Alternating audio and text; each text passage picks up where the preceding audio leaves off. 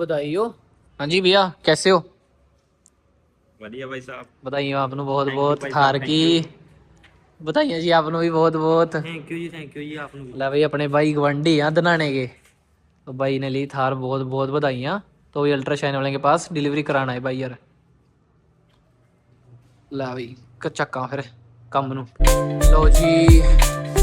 Congratulation जी, thank you congratulation भाई। Thank you भाई यार बहुत बहुत बधाई हो थार की।